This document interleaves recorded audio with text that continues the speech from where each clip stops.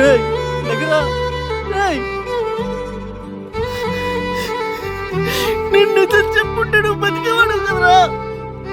ఎందుకని అబద్ధం చెప్పు, పాస్ అయిపోయాడు కదా. అదా చిన్న ఆట పట్టిద్దామని. కేక్ పట్టుకెళ్ళి మనమే సర్ప్రైజ్ చేద్దాంలే ఈవినింగ్, సరేనా?